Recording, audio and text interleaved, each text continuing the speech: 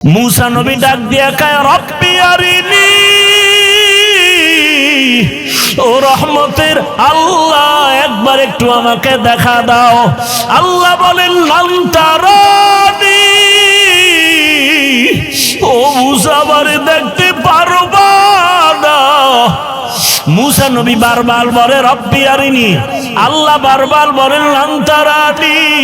मूसा नबी बोलेन आसो आमाके एकटू देखा दाओ। रबेर नाम नाओ, रबेर नाम शुनी, रबेर आवाज शुनी एत मजा एत मजा।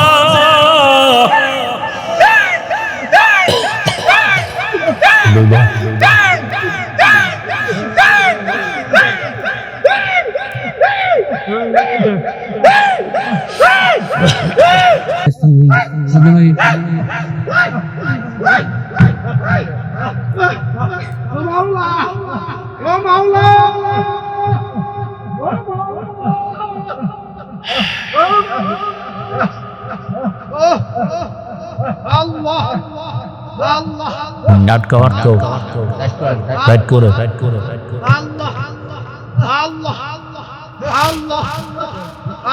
भाईरा हमार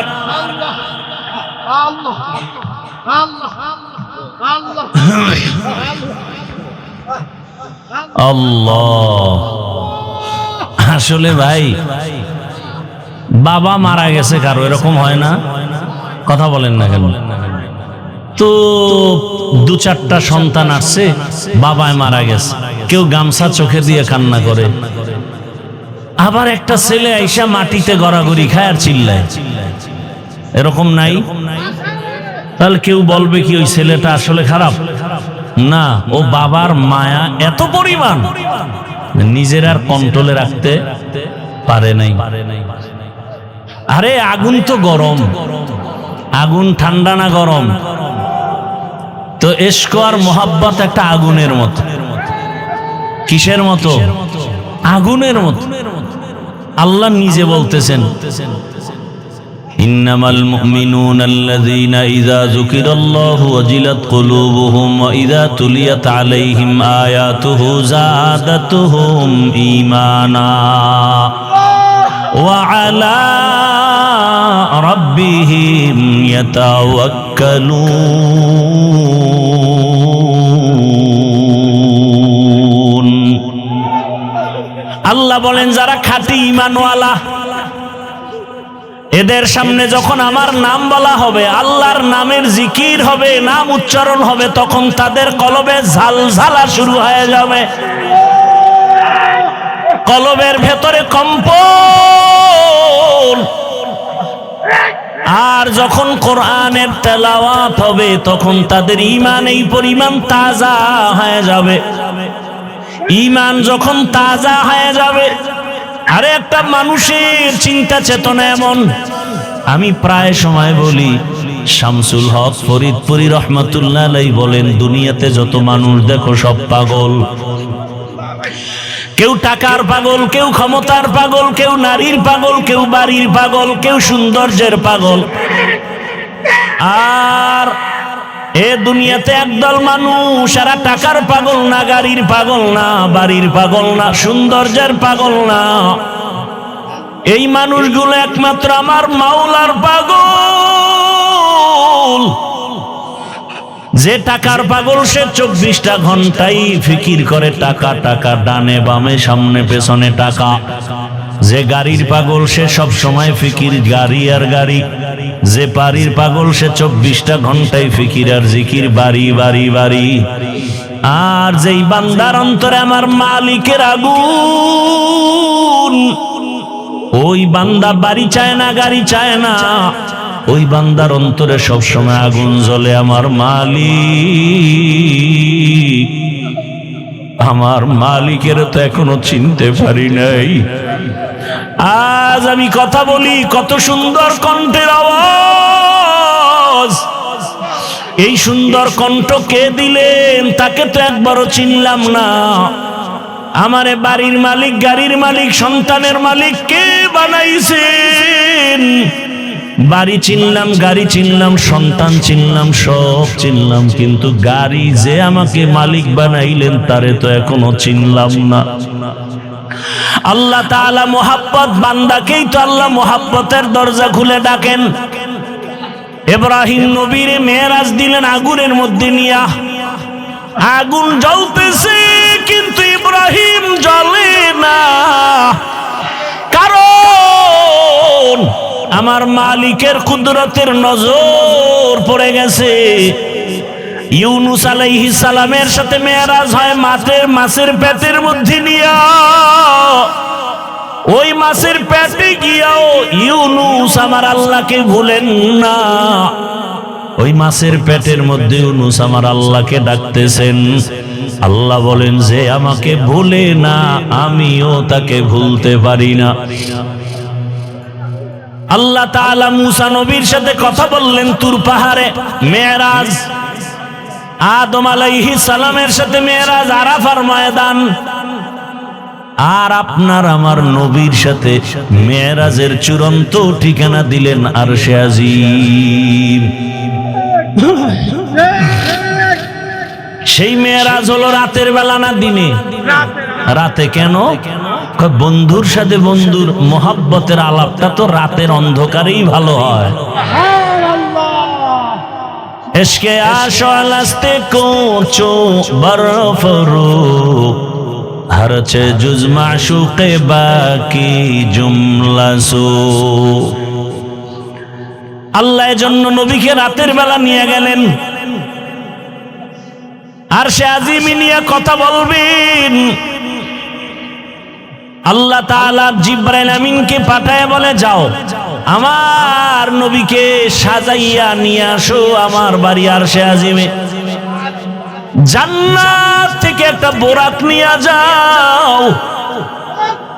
জান্নাত থেকে একটা বোরাক সুন্দর করে সাজাইয়া রহমতের নবীর ঘরের দরজায় নিয়ে হাজির হয়ে যাও। হোয়া হুকুম জিবরাইল কো यूं शिताब बुराक एक जन्नत से कर इंतखाब सजा उसको ज़ेवर से तू ताब पा फिर उसको तू काबा में लेकर के जा।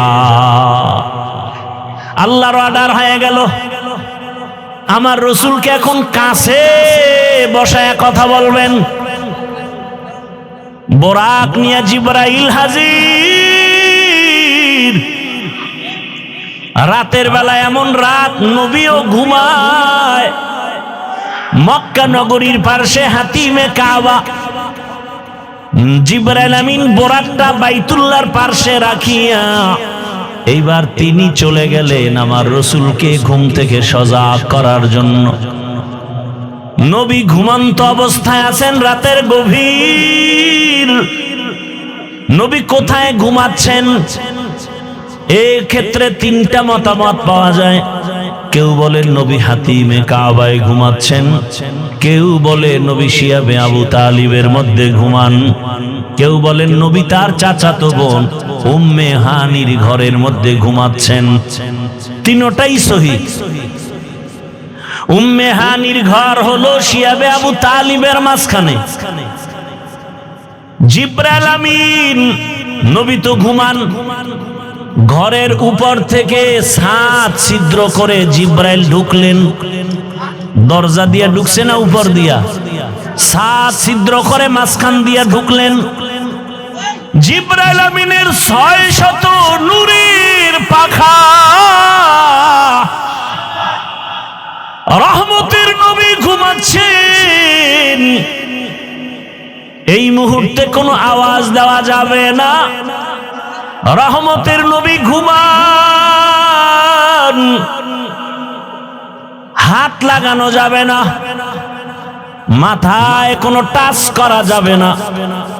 জিবরাইল 600 নূরের পাখা এক পাশে রেখে রহমতের নবীর কদম মোবারকের তলায় গিয়ে একটু পাখা লাগায়া দিলেন। কেউ বলেন জিব্বা লাগাইছেন। রহমতের নবী সজাগ হয়ে গেলেন। তাকায় দেখে জিবরাইল আমিন সামনে বসা। নবী জিজ্ঞাসা করলেন, ভাই জিবরাইল, এই রাত্রে কেন? আবার তাকায় দেখে উপর থেকে আলো দেখা যায়, ছিদ্র, দরজা আটকানো। বলে, আপনি কি দরজা দিয়ে ঢুকেন না? কয় না। কোথার থেকে? বলে, ছাদ ছিদ্র করে আসছে। উল্টা পথে কেন? আজকে সব ব্যবহার উল্টাই হবে, সব উল্টা হবে। আপনার জন্য এক মহা সুসংবাদ নিয়ে আসছি। আমার আল্লাহ আপনাকে দাওয়াত দিয়েছেন, এখনই রেডি হবেন, আল্লাহর বাড়িতে যেতে হবে। কেমন মজা! এগুলো বুঝবে কে? বুঝবে কে? তেরা আয়না আলো মে রঙ্গ বু হে, তেরা আয়না আলো মে রঙ্গ বু হে, जिधर दिखता हो उधर तू ही तू है। আরে আল্লাহর মুহাব্বতের বান্দারা, সর্বাবস্থা আমার মালিকের পাওয়ার জন্য পাগল পারা হয়ে থাকেন। অন্তরের মধ্যে একটা আগুন জ্বলতে থাকে, দুনিয়ায় সব পেলাম কিন্তু আসল মালিকের যদি না পাই, আমার কোনোটাই আর জীবনে সফল হবে না। জিবরাইল আমিন বলেন, নবী রেডি হন, চলতে হবে রবের দরবারে। বোরাক রেডি। নবীকে উঠাইয়া জিবরাইল আমিন চলে গেলেন হাতিমে কাবা। বাইতুল্লাহ দেখছেন যারা, ওই চার দেয়ালের ঘরের পাশে বুক বরাবর একটা আলাদা দেওয়াল আছে, ছোট, এটা হাতিমে কাবা। পুরাটাই ছিল বাইতুল্লাহর ঘর, পুরাটাই। কিন্তু রসুলের যখন 30 বছর বয়স, ওই বাইতুল্লাহটা ভেঙ্গে নতুন করে উঠাইতে গিয়া টাকা ছিল না। হালাল ভাবে টাকা সবাই ভাগ ভাগ করে দিয়ে দেখে পুরাটা উঠানো যায় না, ওটা বাদ দিয়ে এরপরে করছে। কিন্তু ওটাও কাবা, কাবার অংশ। বাইতুল্লাহর মধ্যে 2টা দরজা ছিল। কয়টা? এখন একটা আছে আর একটা নাই। ওই বরাবর ওই পাশে আর একটা। রহমতের নবীকে হাতিমে কাবায় নিলেন।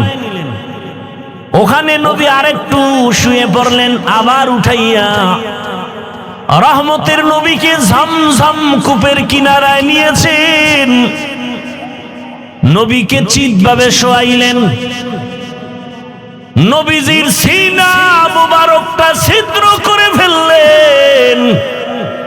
রহমতের নবীর বুকটা চিরিয়া ভেতর থেকে কলবটাকে বের করলেন, স্বর্ণের পেয়ালার ভেতরে রাখলেন, জমজমের পানি দিয়া ধুইলেন। নবী বলেন, আমি তাকায় তাকায় দেখতেছি, ওখানে জিবরাইল দাঁড়ানো, ওখানে মিকাইল দাঁড়ানো, আমার ডানে 70,000 রহমতের ফেরেশতা দাঁড়ানো, আমার বামে 70,000 রহমতের ফেরেশতা দাঁড়ানো, সামনে রহমতের 70,000 ফেরেশতা দাঁড়ানো, পেছনে 70,000 রহমতের ফেরেশতা দাঁড়ানো। আমি দেখতেছি আমার বুকটা সিরিয়া কলবটাকে বের করে স্বর্ণের পেয়ালায় রাখলেন, আর জমজমের পানি দিয়ে আবার কলবটাকে ধুইলেন। এরপরে আবার ভেতরে দিয়া আবার হালকা চাপ দিলেন, আবার ভালো হয়ে গেল। আমার সেলাই লাগলো না, রক্ত গেল না, ব্যথাও পেলাম না। জিবরাইল কয়, জমজম পানি দিয়ে এবার ওযু বানাইয়া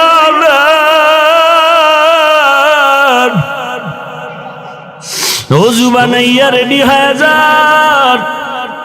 মায়ার নবী জমজমের পানি দিয়া ওযু বানাইছে। ওরে মুফাসসিরিনে কেরাম বলেন, জমজম পানি কাউসারের থেকেও দামি। সাহাবায়ে কেরাম প্রশ্ন করলেন, ইয়া রাসূলুল্লাহ, জমজমের কূপের থেকে crore crore million trillion billion পানি হাজিরা নিয়ে যায়, কিন্তু সেই থেকে আজ পর্যন্ত একটু পানি কমেও না বাড়েও না, এই পানিটার তলা কই? রহমতের নবী বলেন, জমজম কূপের তলা হলো হাউজে কাউসারের সাথে লাগানো। জমজম কূপের পানি পান করলে এতটা লাভ। মানুষের পানি পান করলে পিপাসা নিবারণ হয়, ক্ষুধা নিবারণ হয় না। জমজম পানিটা পান করলে ক্ষুধা নিবারণ হয়, পিপাসাও নিবারণ। কেউ যদি জমজমের পানি পান করে, নবী বলেন তুমি এই দোয়া পড়ে পান করো, আল্লাহুম্মা ইন্না নাসআলুকা ইলমান নাফিআ ওয়া রিজকান ওয়াসিআ ওয়া শিফাআম মিন কুল্লি দা। জমজমের পানি পান করো, রোগের ঔষধ। বান্দা তোমার শেফা আল্লাহ দান করবেন, এত পাওয়ারওয়ালা পানি। নবী বলেন ওযু করলাম, এরপরে 2 রাকাত নামাজ আদায় করলাম। মেরাজ সফর শুরু হবে, এখান থেকে একটা সবক, কেউ যদি সফরে বের হও, ওযু সহ বের হও, 2 রাকাত নামাজ পড়ে বের হও। নবী নামাজ কমপ্লিট করে দোয়া করলেন। এবার জিবরাইল বলেন ইয়া রাসূলুল্লাহ, বোরাক রেডি, উঠেন। নবী উঠবে, কিন্তু বোরাক একটু বাহানা করে, উঠাইতে চায় না। জিবরাইল বলে বোরাক এমন কেন করো, চিনো? বলে হ্যাঁ চিনি, নি তো রহমতের নবী। বাহানা করার একটা কারণ, নবী যদি একটু বলতেন আজ আমাকে বাহন উঠবেন, ব্যবহার করবেন, হাসরেও জান্নাতে আমাকে ব্যবহার করবেন, যদি নবী বলতেন আমি একটু খুশি হইতাম। এই কথাটা শোনার জন্য আমি বাহানা করতেছি। রহমতের নবী আমার পিঠে সওয়ার হয়ে যাবেন। রহমতের নবী উঠলেন, জিবরাইল মিকাইল চলছে। বাইতুল্লাহ থেকে বাইতুল মাকদিস যাইতে 1 মাস লাগে। নবী বলেন আমি তাকায় দেখলাম এই বোরাক একটা কদম দেওয়া মাত্র বাইতুল মাকদিসে হাজির। মসজিদ থেকে মেরাজ শুরু। এজন্যই তো বান্দা মুমিনের মেরাজ হলো নামাজ। মসজিদে গিয়া নামাজে দাঁড়াও, ওখানে ঢোকার সময় ইতিকাফের নিয়তে ঢুকো। দুনিয়াবি কালেকশন সব বন্ধ, এখন রবের সাথে সম্পর্ক, রবের দরবারে হাজির হয়ে গেছো। এজন্যই তো নামাজের মধ্যে কোনো সালাম চলে না, কথা চলে না। কেন? তখন একমাত্র কথা চলে আমার রবের সাথে। নামাজের ভেতরে রবের সাথে কথা চলবে, দুনিয়ার কানেকশন বন্ধ, ব্যবসা বন্ধ, চাকরি বন্ধ, কথা বন্ধ। কেউ সালাম দেওয়া জায়েজ নাই, দিলেও নিতে পারবে না। রহমতের নবী বলেন বের হয়ে গেলাম, মাঝখানে আরো জায়গায় জায়গায় দাঁড়াইলাম। প্রথম স্টেশন মদিনাতুল মুনাওয়ারায় নামলাম, 2 রাকাত নামাজ পড়লাম। এরপরে আবার যাইতেছি, মুসা নবীর এলাকা তুর পাহাড় দেখলাম। মুসা নবীর কবরটাও আল্লাহ দেখাইছে। আমি মুসা নবীর কবরের দিকে তাকায় দেখি মুসা নবী কবরে নামাজ আদায় করতেছি। আল্লাহর রাসূল বলছেন সব নবীরা কবরে জিন্দা। আল আম্বিয়া ওয়াহিয়াউন ফি কুবুরিহিম ইউসাল্লুন। সমস্ত নবী রাসূল কবরে জিন্দা।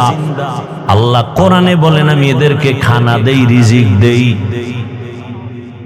এই হাদিসটা আওলাদে রাসূল হুসাইন আহমদ মাদানী রাসূলের রওজার পাশে ছাত্রদেরকে পড়াচ্ছেন। ছাত্ররা কয় হযরত, নবী রাসূল মসজিদে কবরের মধ্যে নামাজ পড়েন, এটা কেমনে? কয় আমাকে জিজ্ঞাও কেন? যিনি হাদিস কইছেন তিনি তো রওজায় আছে, তাকে জিজ্ঞেস করো। ছাত্ররাও তো তেমন আমাদের মতো বেআমল আর বেয়াদব না। আওলাদে রাসূলের সামনে ছাত্র কত দামি। সাথে সাথে ওরা মুরাকাবায় গেল। ছাত্ররা মুরাকাবায় দেখতেছেন রহমতের নবী সিজদায় পড়ে আছেন। ভাইরা আমার,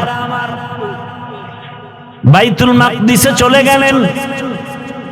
রহমতের নবী জিবরাইল আমিন একটা খুঁটির সাথে বোরাকটাকে বাঁধলেন। ওখানে সব নবী রাসূল এসে হাজির হয়ে গেলেন। জিবরাইল আমিন আযান দিলেন। এরপরে ইকামত, ইমামতি কে করবেন? রহমতের নবীকে আল্লাহ পাক সামনে যাওয়ার হুকুম দিয়ে দিলেন। নবী ইমাম হয়ে গেলেন। প্রত্যেকটা পয়েন্টে অনেক কথা বলার সময় নাই। ওখান থেকে আল্লাহ পাক নবীকে আরশে আজিমের দিকে রওনা করায় দিবেন, বোরাক রেডি। নবী বসলেন, জিব্রাইল আমিন বসলেন। এক টানে 500 বছরের পথ চলে গেল চোখের পলকে প্রথম আসমানে। প্রথম আসমানে গিয়া দেখে, নবী বলেন আমি দেখি 2টা দরজা, জমরা দিয়া কুত পাথরের দরজা, দোনো দরজার বাহির সাইডে 2টা তালা লাগানো, নূরের তৈরি তালা। জিব্রাইল বলে, এই দারোয়ান গেট খোলো। ভেতর থেকে আওয়াজ আসতেছে, মান আনতা, কে আপনি? বলে আনা জিব্রাইল, আমি জিব্রাইল। আমাম্মাক, আপনার সাথে কে? বলে হুয়া মুহাম্মদ সাল্লাল্লাহু আলাইহি ওয়াসাল্লাম। দরজা খোলো। বলে কেন? কয় ভেতরে যাব। দারোয়ান কয় অনুমতি নিয়ে আসা হইছেনি? জিব্রাইল বলে হ্যাঁ।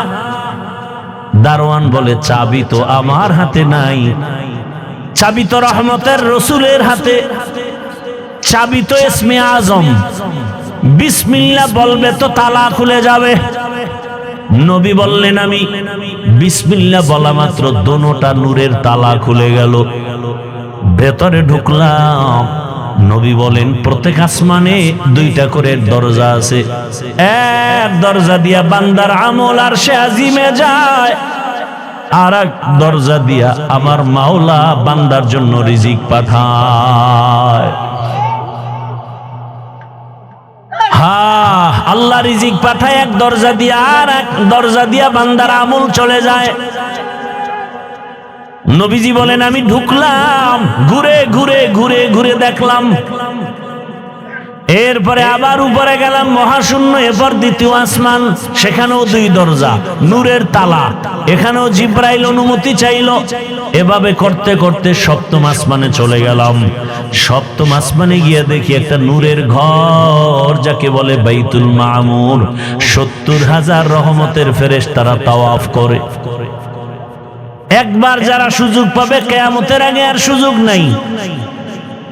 আমি ওখান থেকে আর উপরে গেলাম সিদরাতুল মুনতাহা।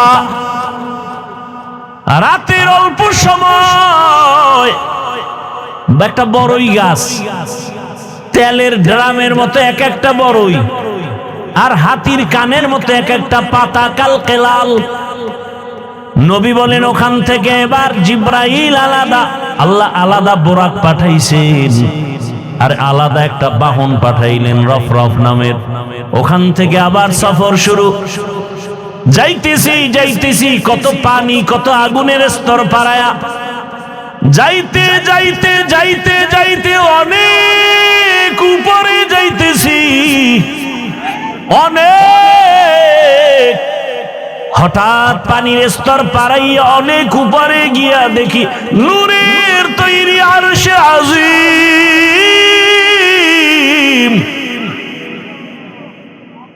আমি ওখানে গিয়া জুতা খুলতে শুরু করলাম। হঠাৎ করে আওয়াজ আসতেছে, রহমতের নবী জুতা পরে ঢুকেন, আপনার জুতার ধুলি নেওয়ার জন্য আরশ অপেক্ষায় আছে। রহমতের নবী ঢুকলেন। আরশে আজিম 8 জন ফেরেশতারা কাঁধে নিয়ে দাঁড়ানো।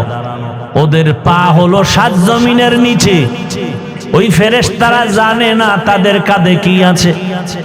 আরশে আজিমের উপরে হলো আমার আল্লাহর আসন, কুরসি।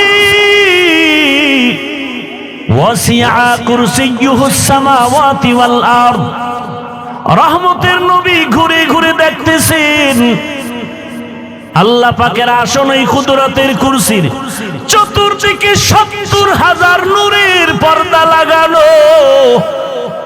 আমার নবীকে ভেতরে নিয়ে আল্লাহ কথা বলার জন্য আহ্বান করলেন। রহমতের নবীকে পর্দা একটা একটা খুলেন, আর ভেতরে নেন, নূরের পর্দা খুলেন, আর ভেতরে যান।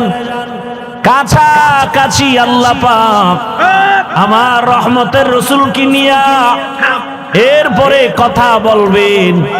আল্লাহ তাআলা বলেন, নবী বলেন আমাকে আল্লাহর পাশে নিয়া মোহাব্বতের আলোচনা শুরু করলেন। ফাআউহা ইলা আবদিহি মা আওহা। এই ফাইজলামি করো কেন?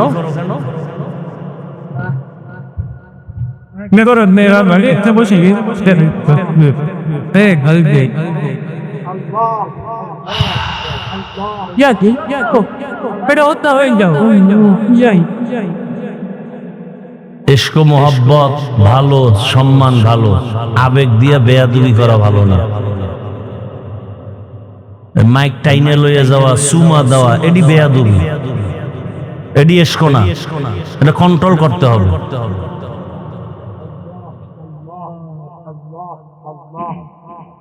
আবেগে বেয়াদবি করা যাবে না। আল্লাহ হেদায়েত দান করুন। আমিন আমিন আমিন আমিন।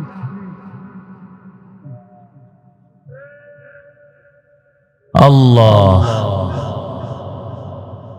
রহমতের নবীকে পাশে বসাইয়া নবী বলেন কোরআনের আয়াত, ফা আওহা ইলা আবদিহি মা আওহা। আল্লাহ তাআলা বলেন আমি রসুলকে মনের মতো কথা বললাম। এবার আসেন আয়াতের ভেতরে আল্লাহ বলছেন সুবহান, আমি পবিত্র। আল্লাহ তো সব সময় পবিত্র। মেরাজের ঘটনা বয়ান করতে গিয়ে পবিত্র শব্দ বললেন কেন? মুফাসসিরিনে কেরাম বলেন মানুষ অনেকে কল্পনা করে এটা কেমনে সম্ভব, কেমনে সম্ভব, কেমনে সম্ভব। আল্লাহ বলেন তোমার সব প্রশ্ন থেকে আমি পবিত্র, আমি সুবহানের দ্বারা সম্ভব। দুনিয়ার সবাই বলে অসম্ভব, সুবহান তার দ্বারা কি সম্ভব। ঈসা নবীকে জমিন থেকে দ্বিতীয় আসমানে যদি মাওলায় নিতে পারেন, আমার রসুলকে পারবেন না? পারেন না? মুসা নবীকে আমার আল্লাহ তুর পাহাড়ে নিয়ে কথা বলায় বেহুশ করাতে পারেন। ইউনুস নবীকে মাছের পেটে নিয়ে আবার যদি ফিরায় দিতে পারেন, তাহলে আমার রসুলকে আরশে নেওয়া অসম্ভব। আল্লাহ বলেন সুবহান, আমি পবিত্র, সত্তার জন্য সম্ভব। বিলকিসের সিংহাসন সুলাইমান পয়গম্বরের সামনে চোখের পলকে হাজির করেছেন একজন সাধারণ মুসলমান মানুষ, কোরআন ও হাদিসের ইলমওয়ালা, আল্লাহর দেওয়া ইলমের অধিকারী, চোখের পলকে নিয়ে আসছেন। এটা যদি পারে আমার রসুলকে আল্লাহ কেন আরশে আজিমে নিতে পারবেন না? আল্লাহ বলতে গিয়ে বলেন সুবহান, পবিত্র সত্তা, আল্লাযী আসরা বিআবদিহি, ভ্রমণ করাইলেন তার বান্দাকে। এখানে একটা পয়েন্ট খুব খেয়াল করবেন, ভ্রমণ করাইলেন আল্লাহ তার, এখানে বান্দা বলতে কে? মুহাম্মদুর রাসূলুল্লাহ। আচ্ছা, এখানে অনেক কঠিন কথা। কোরআনে হাকিমে আমার আল্লাহ নূহ নবীকে নাম ধরে ডাকছেন, ইয়া নূহ।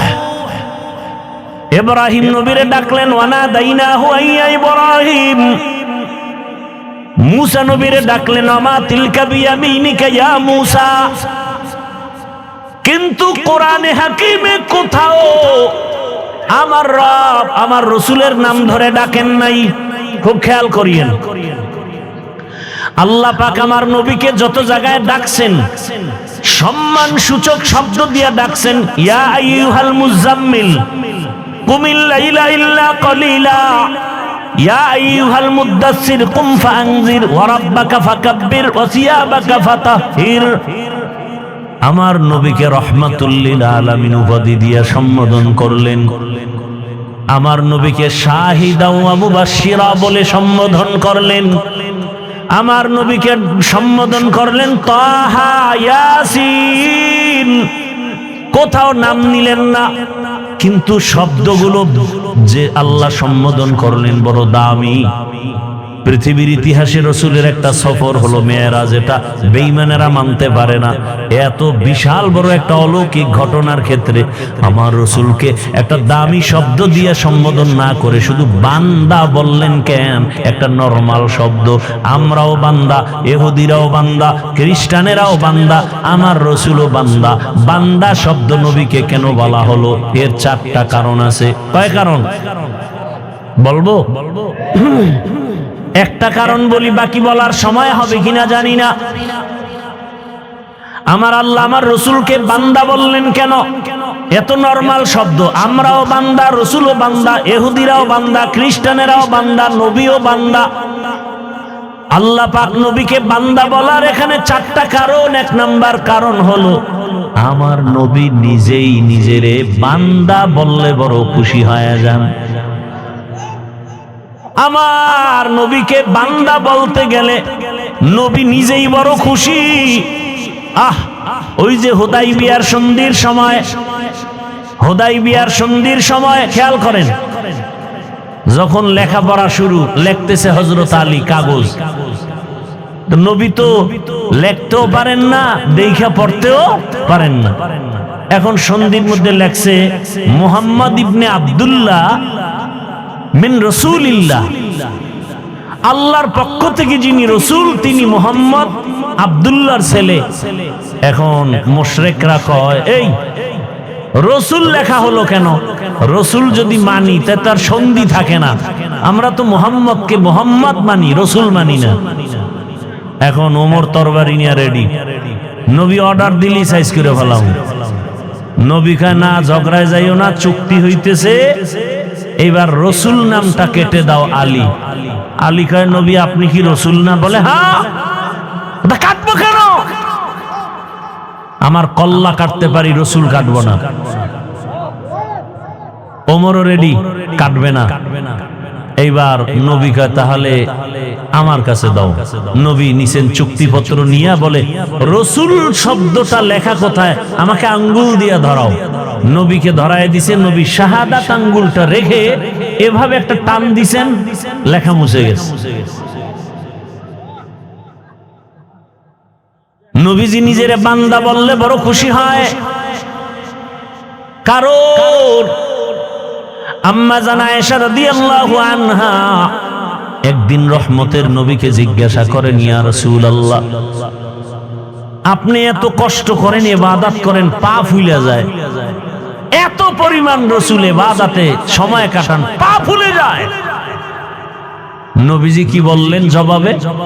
আফালা আকুনা আবদান শাকুরা, ও আয়েশা আমি কি আল্লাহর শুকরগুজার বান্দাদের মধ্যে অন্তর্ভুক্ত হব না? তাহলে নবী নিজেকে বান্দা বললে কি হয়? খুশি হয়। এজন্য দেখছেন নি ওই আরশে আজিমের মধ্যেও নবীকে বান্দা বলা হলো। ফাআওহা ইলা আবদিহি মা আওহা, আল্লাহ বলেন আমার বান্দার কাছে আমি ওহী নাজিল করলাম, যা বলার বলছি, এটা আর গোপন প্রকাশ না। এবার আরো মজার কথা, নবীর জিগে আপনি যে আমার বাড়ি আসছেন, হাদিয়া নিয়ে আসা দরকার না? কি নিয়ে আসছেন?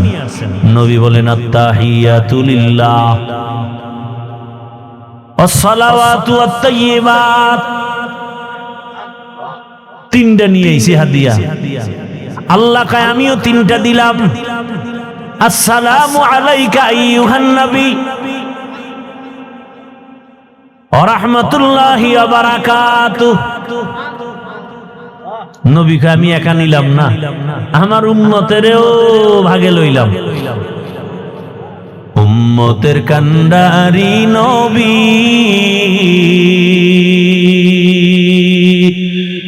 কাঁদছেন উম্মতের লাগি,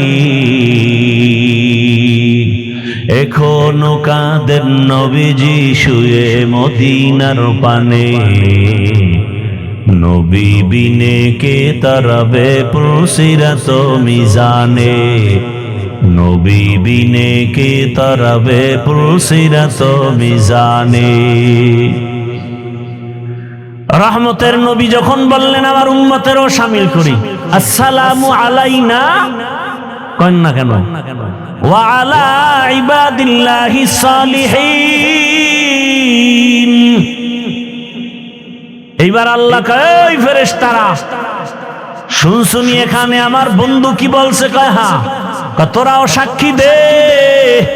ফেরেশতারাও বলল আশহাদু আল্লা ইলাহা ইল্লাল্লাহু ওয়া আশহাদু আন্না মুহাম্মাদান। কারা কইছে এই কথা? ফেরেশতারা। খেয়াল করেন কিন্তু, আশহাদু আল্লা ইলাহা ইল্লাল্লাহু আন্না মুহাম্মাদার রাসূলুল্লাহ, মুহাম্মাদান কইয়া ফেরেশতারা থেমে গেছে। মুহাম্মাদান আবদুহু ওয়া রাসূলুহু। এখন কয় আল্লাহ কয় ফেরেশতারা থামলা কেন? কয় কি বলবো? রাসূলুহু কয় না। কি বলবা? কয় আবদুহু বলো আগে, পরে রাসূলুহু। কারণ আমার হাবিব নিজেকে বান্দা বললে খুশি হয়, এজন্য আবদুহু আগে বলো, রাসূলুহু পরে। আমার বন্ধুরটা আগে আনো, আমারটা পরে নাও। আমার বন্ধু চায় বান্দা বলি, আর আমার থেকে দেওয়া রসুল। বন্ধুরটা আগে লাগাও আবদুহু, পরে আমারটা লাগাও রাসূলু। নবীকে আল্লাহ বান্দা বলার কারণ আর একটা হলো। দ্বিতীয় কারণ, দুনিয়াতে আল্লাহ মানুষ বানাইছেন, বান্দার সাথে মালিকের সাথে একটা মোহাব্বতের মিলন মেলা আছে, একটা সূত্র আছে। কেন আল্লাহ মানুষ বানাইছেন? ইবাদতের জন্য। যারা ইবাদত করে তাদের বলে বান্দা, আব্দ। আর যার ইবাদত করে তিনি হলেন মাবুদ। আর কাজের নাম ইবাদত। দুনিয়াতে যত ইবাদত করনেওয়ালা বান্দা আছেন, এর মধ্যে শ্রেষ্ঠ ইবাদত করনেওয়ালা হলেন আমার নবী। আমার নবীর মতো ইবাদত করনেওয়ালা কেউ? কেমন ইবাদত করনেওয়ালা শোনাবো একটা ঘটনা, না ধৈর্য হারায় ফেলছেন? ও পর্দার আড়ালের আম্মা জানেরা, বোনেরা, একটু ভালো করে শুনেন। রহমতের নবী, কত মায়ার নবী। আম্মা জান আয়েশা রাদিয়াল্লাহু আনহা নবীর ঘরে, নবী একদিন এশার নামাজ পড়ে ঘরে ঢুকলেন। আম্মা জান আয়েশা রাদিয়াল্লাহু আনহা বলেন, দুনিয়ার সব মানুষের একটা সূর্য সকালবেলা পূর্বাকাশে উদিত হয়, আর আমি আয়েশার একটা স্পেশাল সূর্য আছে, এশার নামাজের পরে আবার হুজরায় উদিত হয়। আমার মায়ার নবী। আম্মা জান আয়েশা বলেন, আমি একদিন চিকন একটা সুই নিয়ে সেলাইয়ের কাজ করতেছি, হঠাৎ সুইটা পড়ে গেল। আগুন নাই, বাতি নিভে গেছে, তেল নাই।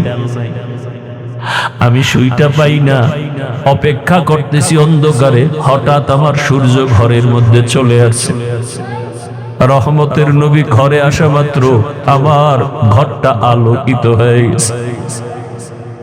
আমি সুইটা দেখি খুঁটির গোড়ায় পড়ে আছে। মায়ার নবী ঘরে আইসাই বলে, ও হুমায়রা। নাম কি? আয়েশা। নাম কি? নবী মাজা কইরা মায়া কইরা ডাকছেন কি? হুমায়রা। কারণ আম্মা জান আয়েশা রাসূলের সাথে বিবাহ হয়েছে 6 বছর বয়সে, আর আম্মা জানের 9 বছর যখন বয়স রাসূলের ঘরে আসছেন। 18 বছর যখন বয়স তখন নবী চলে গেছেন।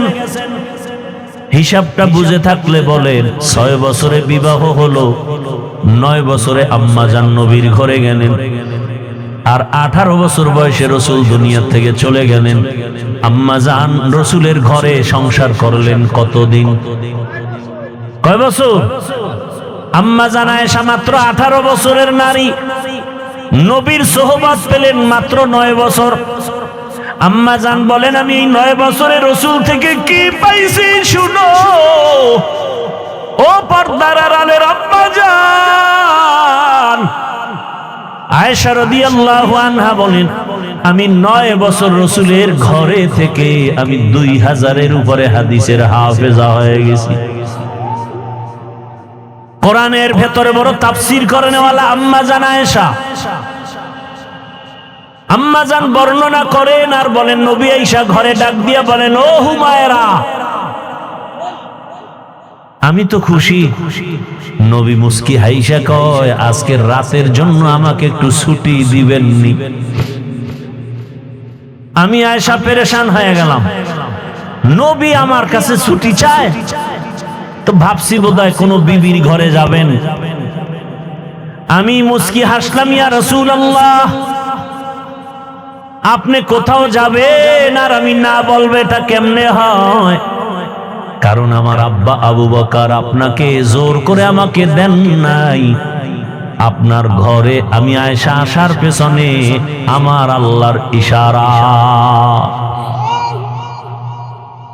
ইয়া রাসূলুল্লাহ আপনাকে সময় দিব না মানে? আম্মা জান আয়েশা বলেন, আমি ভাবতেছি নবী বোধহয় কোথাও যাবেন, কিন্তু না, আমি শুইয়া পড়লাম আগের অভ্যাস অনুযায়ী। রহমতের নবীকে দেখি চুপচাপ, কোথাও যান না, কি যেন ভাবতেছেন একা একা। আমি শুইয়া ঘুমানের বাহানায় চুপ করে আছি, দেখি মায়ার নবী কি করেন।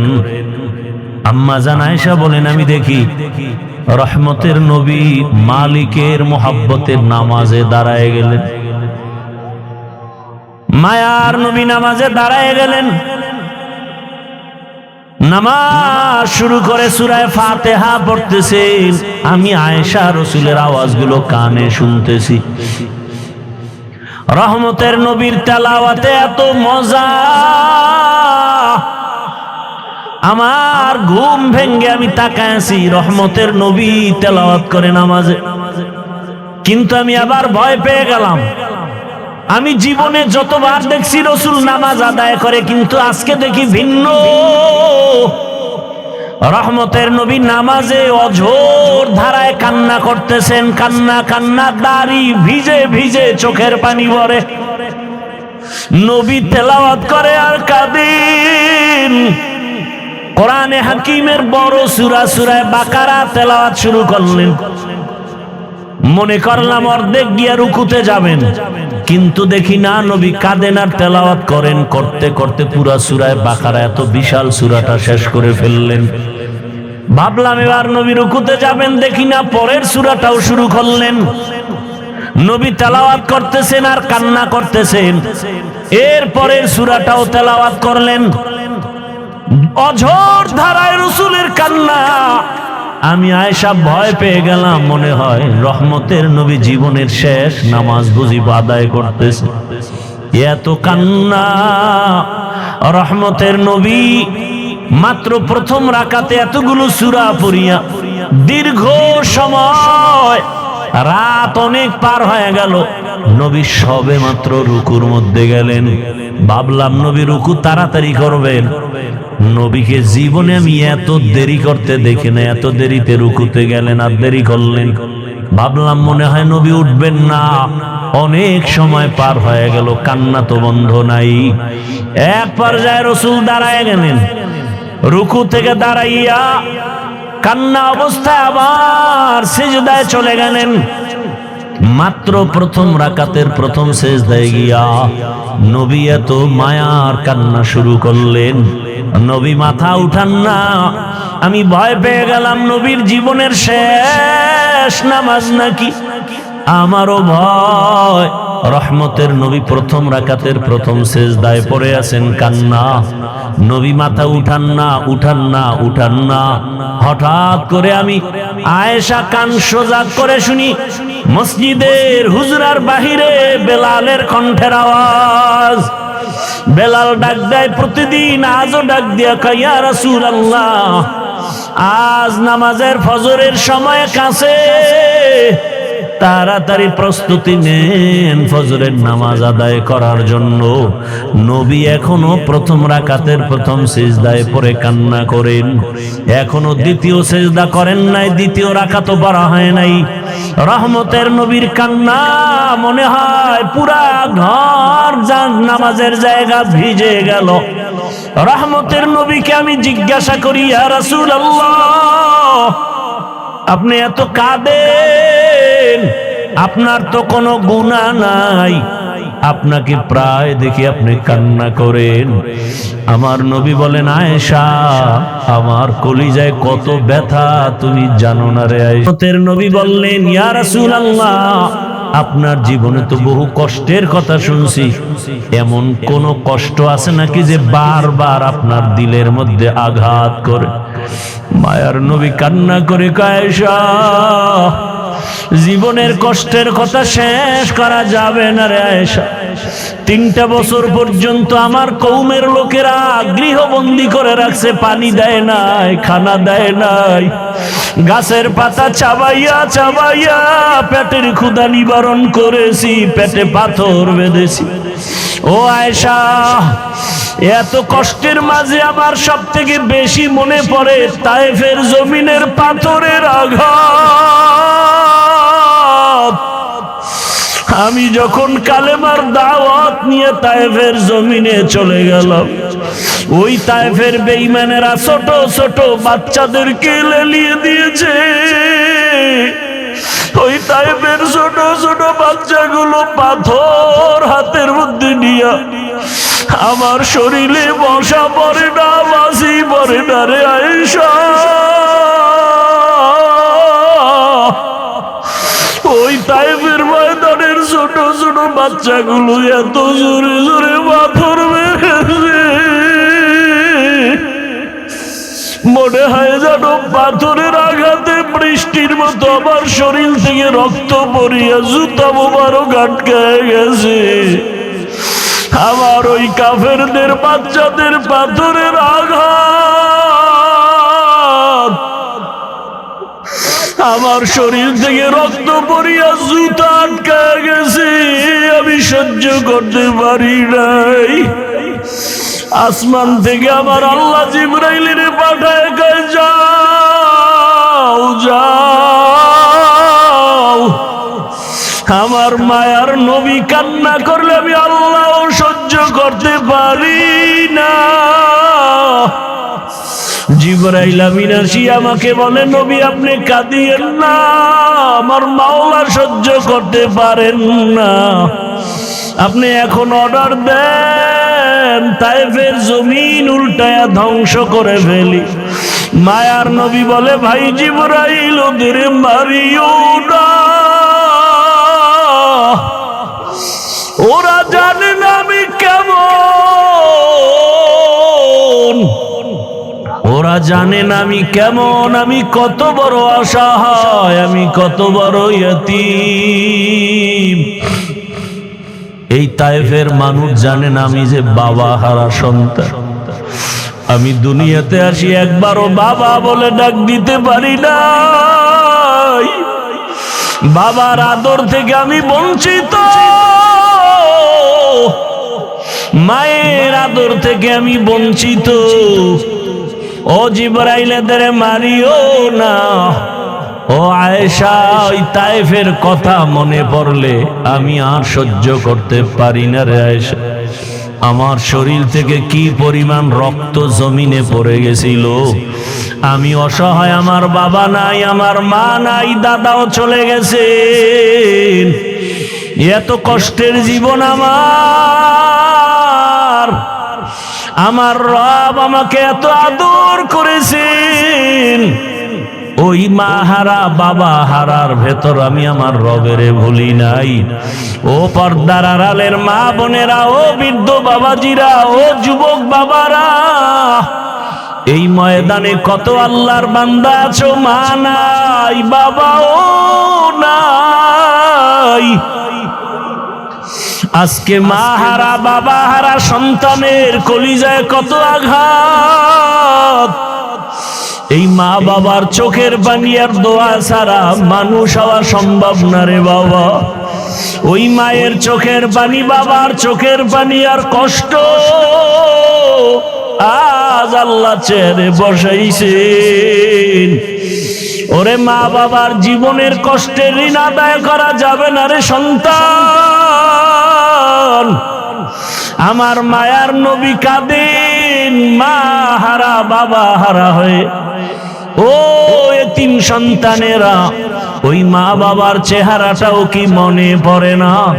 কবরের মধ্যে রেখে কেমনে আরামে ঘুমাও। তোমার আমার মা জীবনে কত কষ্ট করেছে, একটু চোখ বন্ধ করে খেয়াল করো বাবারা। ও যুবকেরা, বৃদ্ধ বাবাজিরা, পর্দার আড়ালের মা বোনেরা, ওই আমার মালিকের ভুলে গেছেন। কোন দিন যেন মালিক ডাক দেয় আর থাকা যাবে না।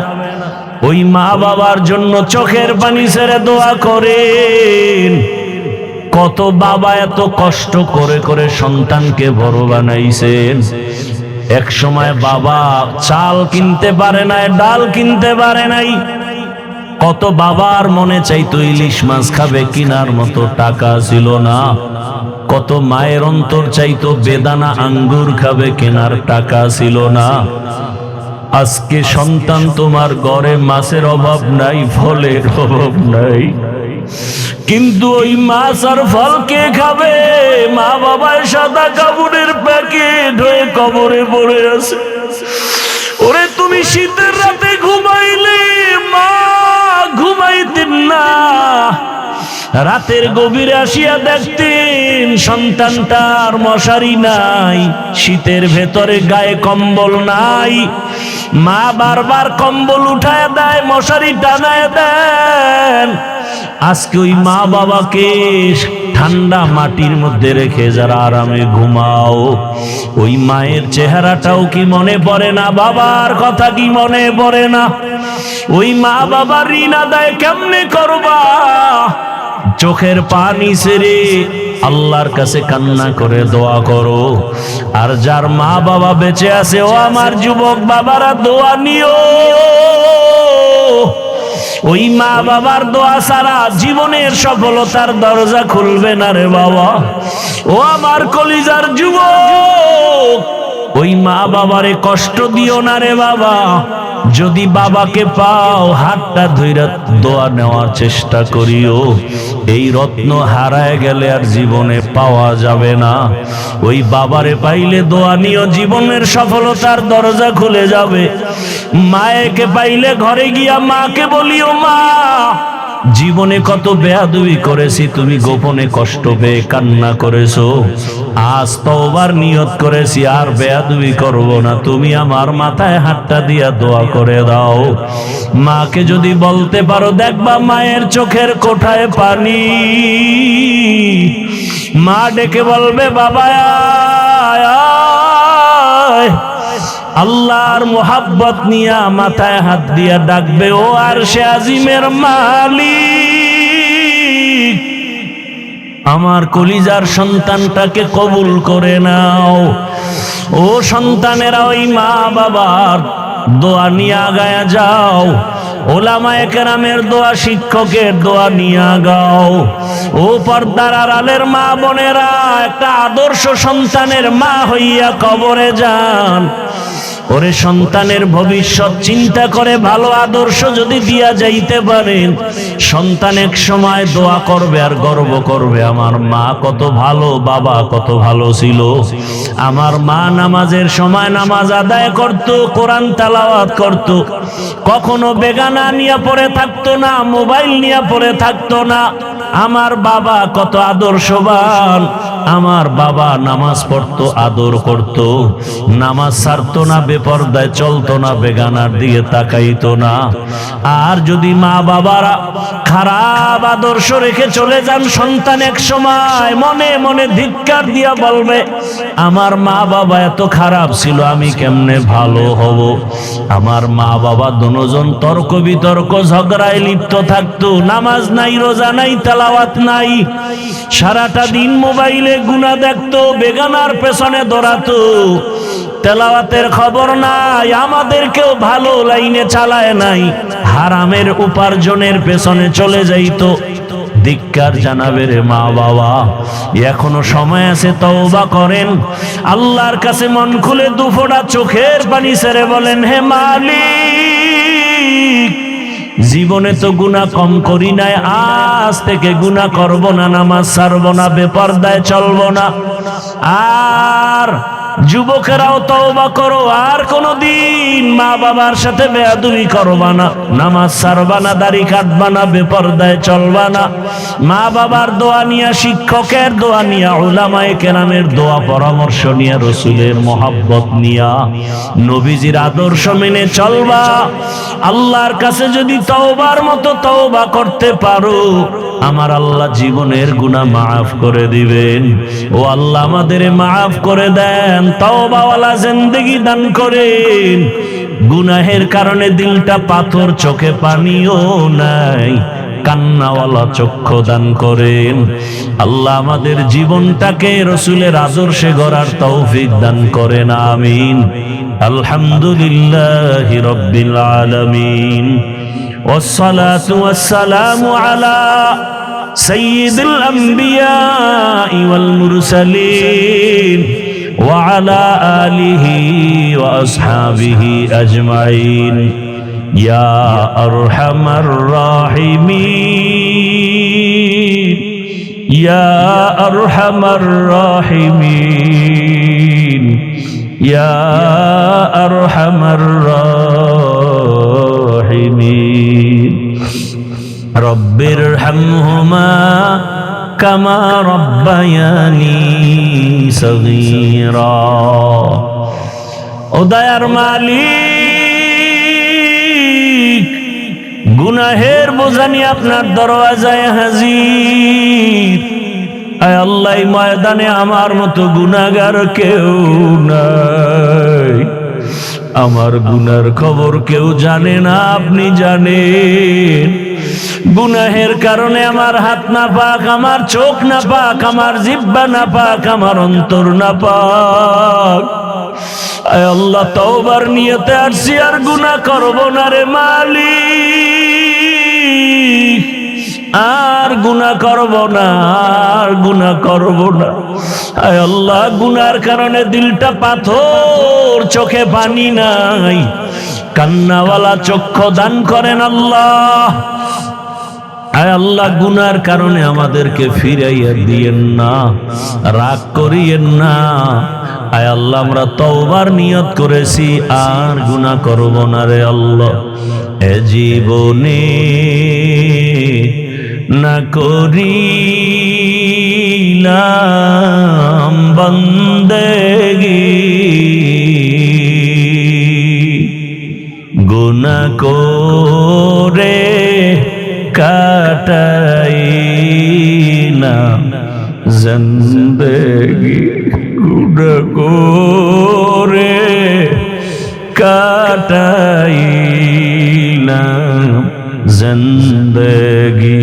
তওবা করে আবার তওবা ভাঙ্গিলাম, তওবা করে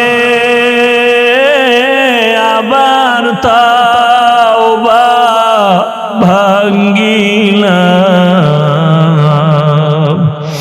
অবশেষে খাঁটি তওবা করিলাম, অবশেষে খাঁটি তওবা করিলাম। সকলেরই দরজা হইতে ফিরিয়া আপনারও দরজায় রইলাম পড়িয়া।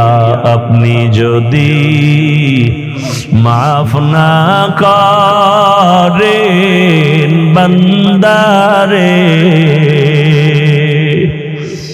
বলে না আপনার বান্দা যাবে কার দ্বারে। গুনাহ করেছি আর তো গুনাহ করব না, গুনাহ করেছি আর তো গুনাহ করব না।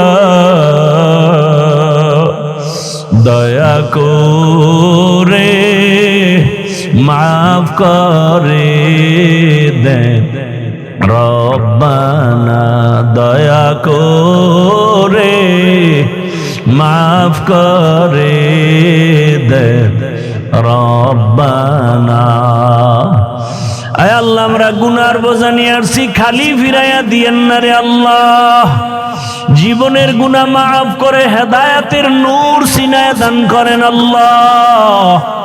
আয় আল্লাহ সারা দুনিয়াবাসীকে মাফ করে দেন, প্রবাসীদেরকে হেফাজত করেন, বাংলাদেশ ইসলামের জন্য কবুল করে নেন। আয় আল্লাহ উলামা তোলাবা উলামা মাশায়েখদের এখন এক বানায়া দেন। আয় আল্লাহ বাতিলের মোকাবেলায় বিজয় দান করেন, বাতিলের নেফাকি জাহির করে মুমিনের ঈমান আমল হেফাজতের ব্যবস্থা করে দেন। আয় আল্লাহ বাতিলকে বাতিলের দ্বারা দমন করে দেন আল্লাহ, বাতিলকে বাতিলের দ্বারা দমন করে দেন আল্লাহ। আহলে হকের বিজয় দান করেন আল্লাহ। আপনি ছাড়া আমাদের কেউ নাই।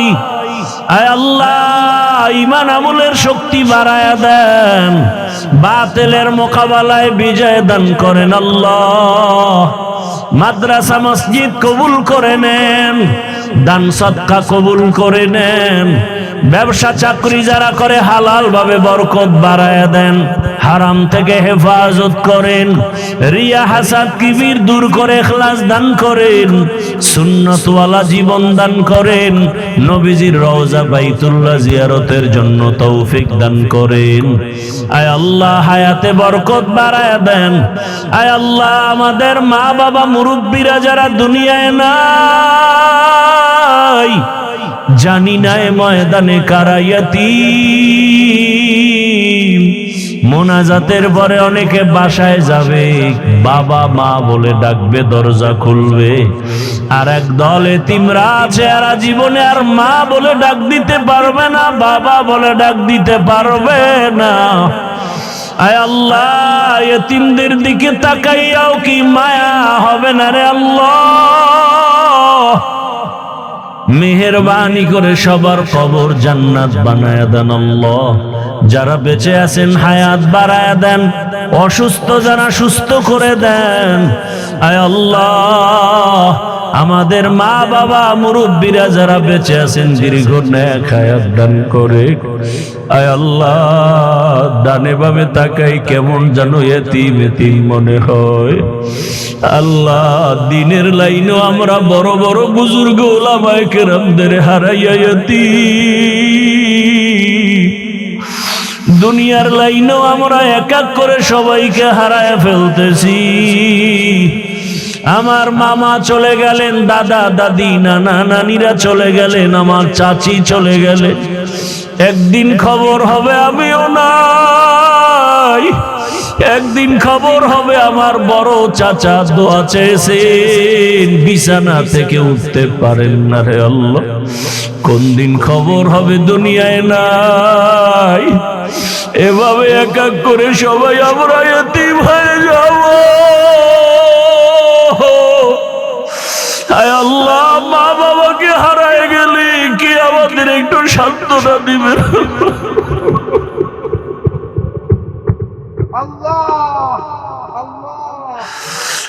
আল্লাহ যার বাবা বেঁচে থাকিয়া যদি বিছানায় অসুস্থ থাকে, ছেলের কলিজাটা বড় হয়ে থাকে, বাবাই বিছানায় থাকলেও মনে হয় একটা গাছ আমাকে ছায়া দিতেছে।